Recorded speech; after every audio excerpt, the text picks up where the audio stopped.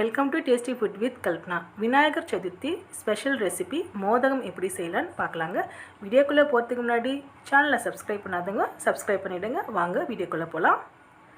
ஒரு கப்பளவு தேங்காய் துருவல் எடுத்திருக்கேன், ஒரு கப்பளவு வெல்லம் எடுத்திருக்கேன். இது ரெண்டுத்தையும் மிக்ஸி ஜாரில் சேர்த்துக்கலாங்க.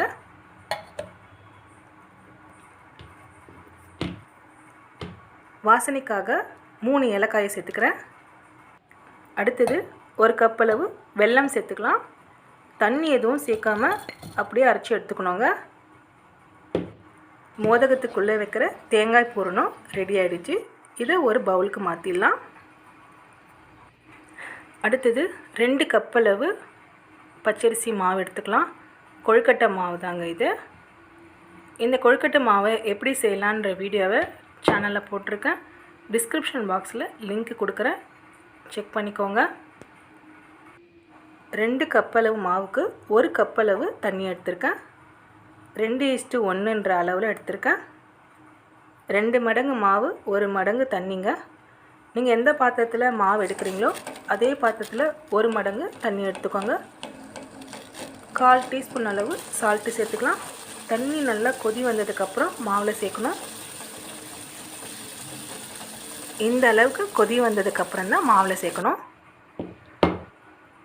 இப்படி சேர்க்கும்போது மாவு ரொம்ப சாஃப்டாக இருக்கும்.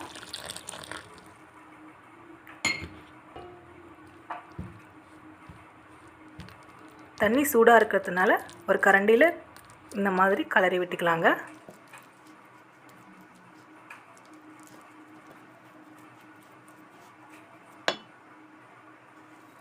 இப்போ கையில் நல்லா கலந்து விட்டுக்கலாம்.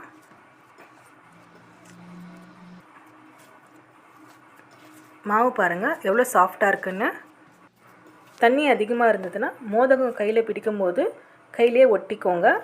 தண்ணி கம்மியாக இருந்தாலும் மோதகம் வெந்ததுக்கப்புறம் சாப்பிடும்போது ரொம்ப ஹார்டாக இருக்கும். தண்ணியோட அளவு கரெக்டாக இருக்கணும். ஒரு இட்லி பாத்திரத்தில் 600 ml அளவு தண்ணி சேர்த்துக்கலாங்க. தண்ணி நல்லா கொதி வரணுங்க.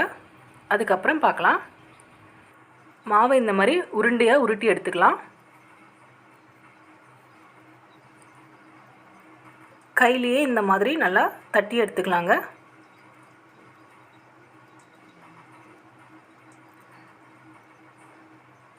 தேங்காய் பூரணத்தை இதில் சேர்த்துக்கலாம்.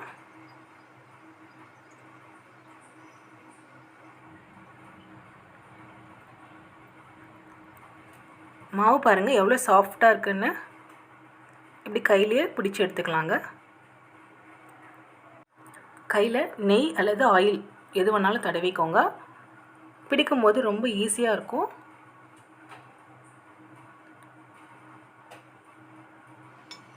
இதே போல் எல்லாத்தையும் நம்ம பிடிச்சி எடுத்துக்கலாம். எவ்வளோ சாஃப்டாக இருக்குது பாருங்கள். தேங்காய் பூரணத்தை இதில் சேர்த்துக்கலாங்க.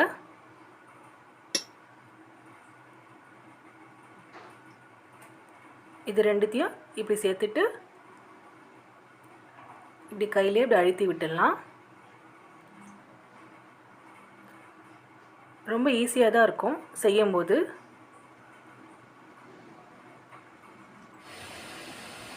தண்ணி நல்லா கொதித்து ஆவி வந்ததுக்கு பிறகு தான் இந்த மோதகத்தை இதில் சேர்க்கணுங்க.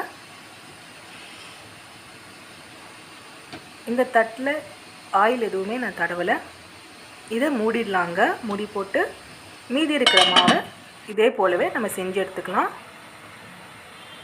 தேங்காய் பூரணம் வெளியே வராத அளவுக்கு எல்லா பக்கமும் கரெக்டாக மாவு இருக்கான்னு பார்த்துக்கோங்க. இது ஒரு மெத்தடு. இன்னொரு மெத்தடு இந்த மாதிரி நம்ம செய்யலாம். இதுவும் ஈஸியாக தான் இருக்கும். இதுக்குள்ளே தேங்காய் பூரணத்தை சேர்த்துக்கலாம்.